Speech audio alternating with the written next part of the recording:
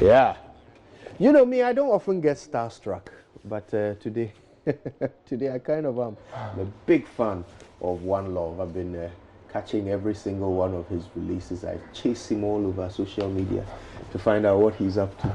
And today, he's right here with us in the studio. I'm excited.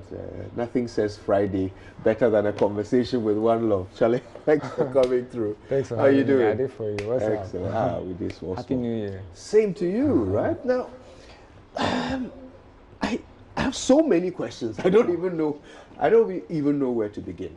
But I guess one of the things that has always fascinated me about you is that you are bent on sending the message to your audience, whoever it is at the time, that you don't care what they think.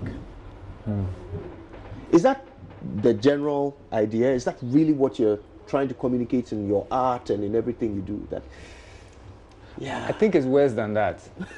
Oh gosh. It's therapy.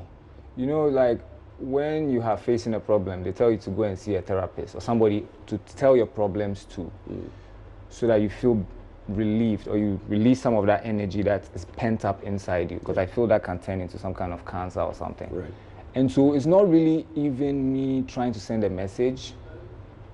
And so it's not me really, of course, it's not also me caring about what people say. Or in a way, it may be, I do care about what people say, but the main thing is my sanity. That's what I'm thinking about. Right. And so for me, when I do a song about an issue bothering me, it's me really just venting. I'm not really, I just have a few places I put it. I put it on my Twitter, SoundCloud, and here, and I leave it there. I don't really over tweet one thing or really push it, like, because I want it to really, like, I'm really trying to push a message, but I'm just trying to release something that's on my mind. And so, yeah, and so, I mean, as a byproduct, it's like, I care more about myself than what somebody would think, right. You know? That must mean you have some rather serious problems. Yes, because I do. I live in this Ghana. is very extreme therapy, right? I live in Ghana. So, I mean, what can you tell us about, you know, the struggles of your life that perhaps make you require such extreme therapy? I live in Awudome roundabout, and constantly there's burning at Agbogloshi. And if I'm sure you know or have some idea that Agbogloshi is one of the most polluted places on earth. Right. And I can see the smoke and I can smell it every day. You know, so that makes me address, I mean, pollution is one of the things I talk about a lot. You know, and also the lack of control in building codes and so on. Like, people are allowed to create churches in residential areas. And so somebody is living in a residential area and each house around them is a different church. And they are speaking in tongues every day, all night. And so that person cannot sleep and go to work and function the way they have to function at work because they are deprived of sleep. And maybe they are not even Christians to be getting that auditorial blessing from the churches around them. So those kind of things are what make me, you know, write about things and sing about things or rap about things. It's just small oppressions, you know. There's more that you're communicating with your appearance, with your outfit, your choice of outfit. Talk me through it, first of all. I'm sure you've probably done this before, but it's my first time meeting you, so I'll ask. So what's the deal here? Is this a skirt? This is actually just a piece of cloth, right? Okay. Which I've just wrapped. And I learned this technique in a disco.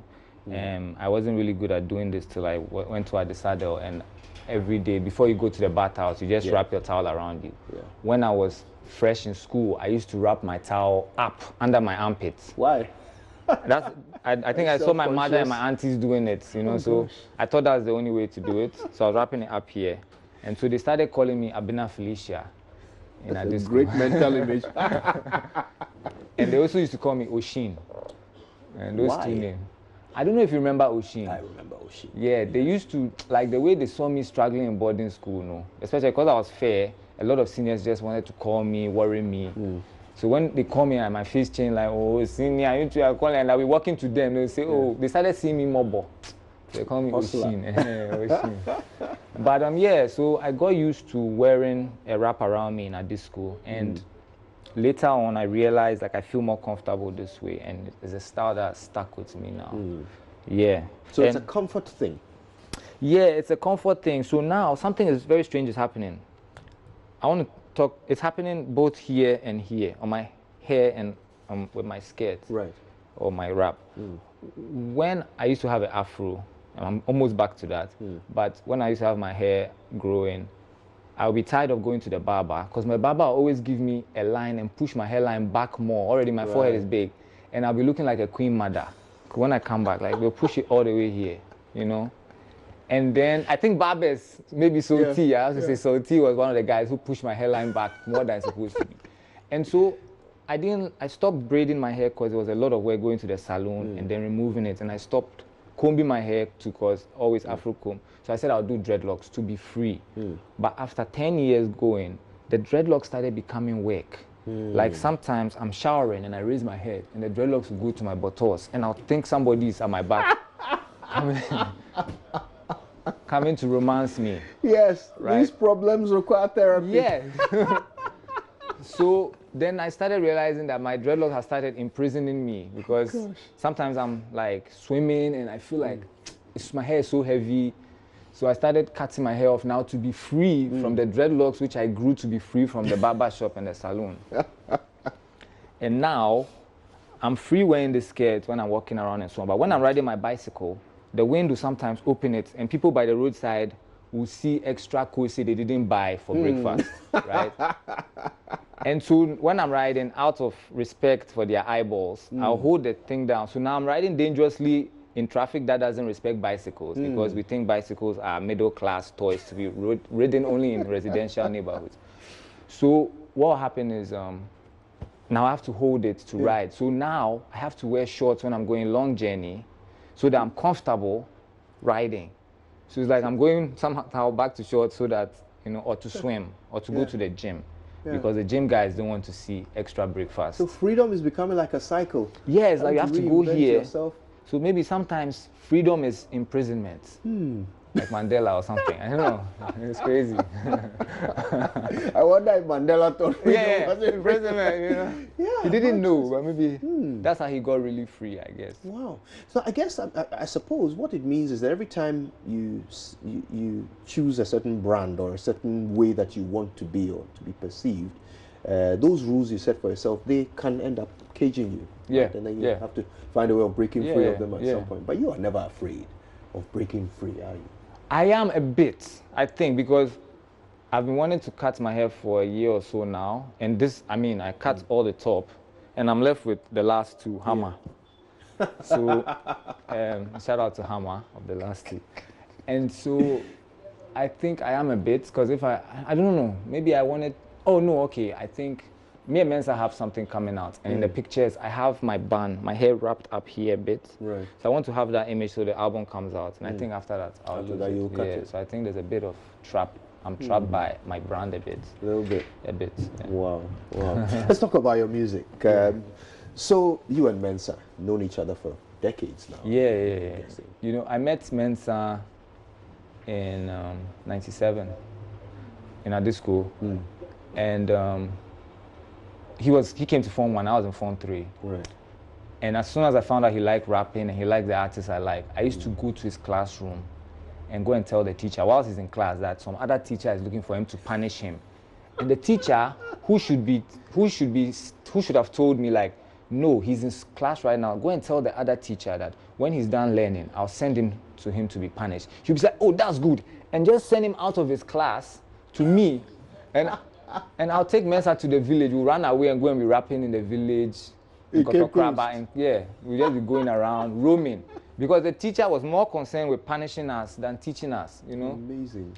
And so that's how we used to hang out. And then 10 years after school, we reunited in America and started making music together. Already we'd started through the internet, MSN Messenger. I don't know if you remember that. I remember MSN Messenger. And AOL and stuff. Yeah, and we did Kokonsat through internet, but then we met and started recording Cause of Money 1. And so we are still at it. We have a new album coming in February, releasing it in worldwide, but release will be in the UK. And then, start touring and pushing, you know. Now, the content of your music, I mean, you are probably sick of talking about the provocative nature of, you know, your lyrics and all of that. But there's no doubt while you're doing it, you know that others are not. Yeah. So is it that you feel there is a need for it, that other artists perhaps are not stepping up to provide, you know, that sort of shocking content? Is that what drives you to fill that niche? We are fans of, I don't know if you know National Lampoon. Yes.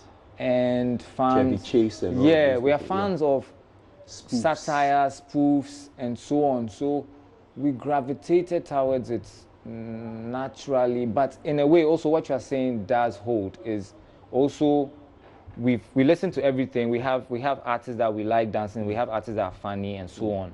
But we want to also have content or create content or listen to content that takes us somewhere else or to a place, to an addiction that we can get a fix from. And one of those things is this kind of irreverent, satirical stuff. You know, that's why we do that. We try and entertain each other in the studio, and the result is what people hear.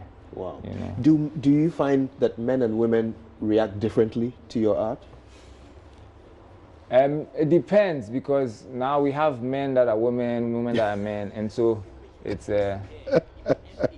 it depends. The ones who are not yet confused. No, it's not about even confusion. It's like people. There's men who are actually women now, and women who are men now. Because I was listening to Dave Chappelle, and he says he doesn't understand. Like, let's say a transsexual, or he doesn't understand that a man feels like they are a woman. But if you have the vim to cut off your sausage, yeah, then I have to believe you. You see what I'm saying? You've met the threshold. Yeah, if you feel like you're a woman, so you cut off your sausage and you go and get a surgery and stuff, then I have to believe 100% because I won't be able to do that. You know, so I have to believe that you are a woman, because if you were a man, you would have use for it in some way or form anyway. But that's also extreme. Like there's different, but yes, I have in my DMs and results of the music, I have men and women reacting the same way and also differently, you know. I think now I'm getting more women approaching me because I've cut my dreadlocks, or most of them. I think. Are they happy about it? Or you know, in Ghana, sad? we are very, some are sad, a few are sad, but most of Ghana is conservative. And now I think some women or girls, or I don't know how to call people anymore, but they feel I am now approachable because they're afraid of dreadlocks. Or they feel like they can introduce me to their parents, or they are not, you know, I don't know. They're trying to wife you. Yeah, so, but yeah, the reaction it differs, but it's kind of the same from both sides. It's not, yeah, it's not, I don't really see much of a difference. You know? I mean, much as I've been low-key stalking you on social media, I don't quite know what your sort of marital status is. I've been married since 2006, and I've been trying to divorce since 2008 or 9, but the American government makes it so difficult. Oh boy. Yeah. You're married to an American citizen? Yeah, an American, yeah. Okay. And so basically all the children I've had since then, since my first son, has been out of wedlock and adulterous. Isn't that what they say? Like, I've been committing adultery. Right, okay. By laws Doesn't bother you much, does it? Yeah, these are rules made by men, so yeah. Are you religious? Are you spiritual? I don't think I'm either, but I find it, I don't think I'm religious or spiritual, but I find it, I don't know what to explain, or I don't know how to explain that feeling you get when you think about someone and they call you.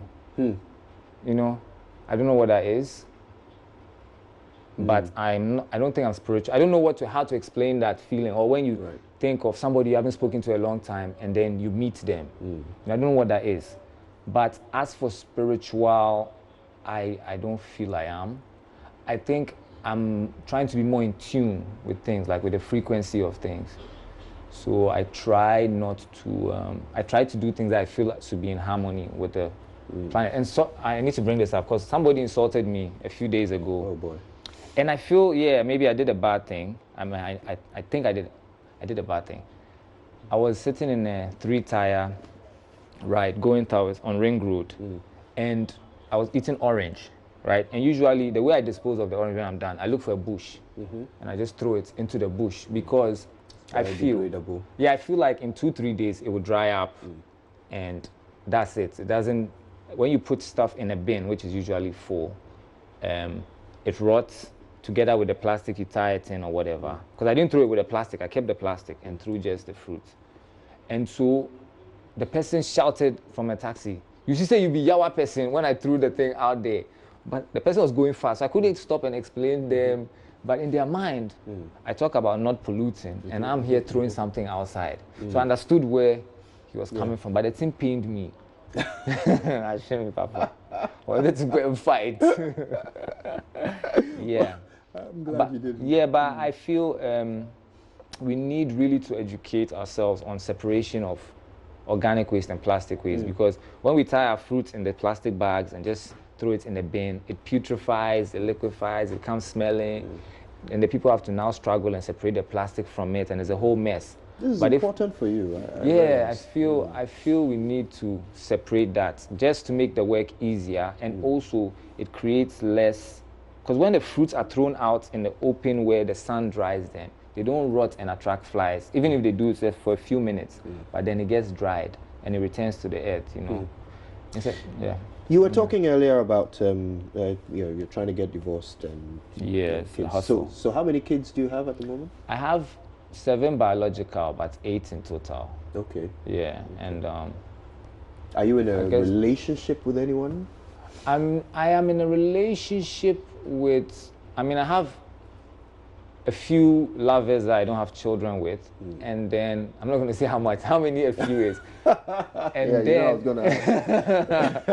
and then I'm also kind of seeing some of my children's mothers as well. Some of them also have boyfriends, so they have their boyfriends, they have me as backup. I'm a side chick. You're a side oh boy. I'm a side chick. Wow. And I like being like somebody who is there, you know, like just there. You can, like, the person is there, done, taking a forefront position, you know, because is it the responsibility that you don't want? Yeah, I really don't want that responsibility. I don't think the planet is fair to us, so I don't want to do extra work, you know. That's interesting. What exactly do you mean by the planet? Yeah. No, like, you don't think the planet is fair to us, so you don't want to do extra work? Yeah, like, I don't want to stress myself about certain things in life, and then an asteroid or a volcano erupts and I die, you know. So I just try and do like what I can do. The minimum. Yeah, somehow minimum. But when I do something, I do it well. But I don't want to. Yeah, I don't want to go deep. I mean, there are things you love and are passionate about. Those are the things that you would say you do well. Yeah, maybe music. But does it mean swimming? Yeah. Oh, okay. But does it mean that you're not passionate about relationships or, you know, commitment and that sort of thing? When I miss everybody I think about, but when I'm not thinking about people, I don't know. Once they cross my mind, then I miss them. But when they are not on my mind, that means I'm not missing them. You see what I mean? So I think I'm fine with that for now. I don't know what will happen to me in the next 10 years, but this is where I am now mentally. It's kind of out of sight, out of mind.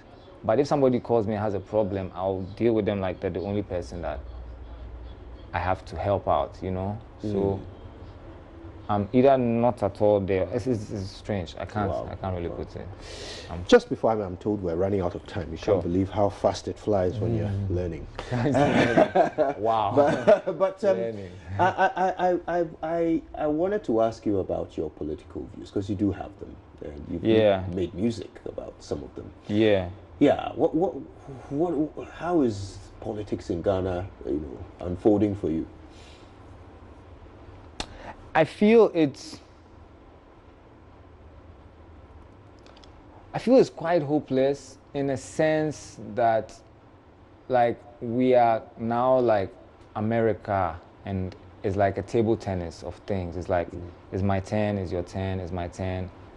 And when anybody that's in power just says, oh, but you also did this, you also did that, and before they get in power, you know, they say all these things that the other one is doing that they won't do. So I just feel like people are playing table tennis with us, you know. And so in that sense, it's like when you were a kid and you go to where the seniors are playing table tennis and you go and stand there waiting for your turn, you never get to play. You know, you don't have a paddle, the ping pong paddle or whatever. You don't, it's not your table, it's not your house, you don't have money to give them back. You don't have any distance. So you're just there watching them playing table tennis. And that's how I feel, you know, that's how I feel, because so many promises and people come and do totally different things, you know. And it's not, I mean, if you've read books like The Economic Hitman and you've read, you know, how global politics, the dynamics of things, it's also not their fault, because they were not raised to feel patriotic, to die for this country. So they don't want to make decisions that will make America or China angry, because they're afraid of the repercussions. And so we are just being used as a makola, a place for America to sell and to make money, and they are just managing those situations for them. They are not managing Ghana for us. They are managing Ghana for the powers with bigger money, you know, that's petrol, the oil companies and the plastic companies and the people mining. That's what they are managing, who they are managing things for. It's not for us. You know, the police react more to corporations' problems than to the human citizens' problems. So, yeah. That's a summary and a half. And a good place for us to wrap this up. I've thoroughly enjoyed this conversation. Likewise. And I'm so glad you were able to make it. This is where we're going to draw a curtain on the show, but we're going to end with something from Wanlov. Really? Something apparently, we're going to play Pinch. Oh, wow. Yeah. Okay. Yeah, do you want to introduce it? This is Gimme Pinch by FOKM Boys. Enjoy. And yeah. Excellent. Thank you so much.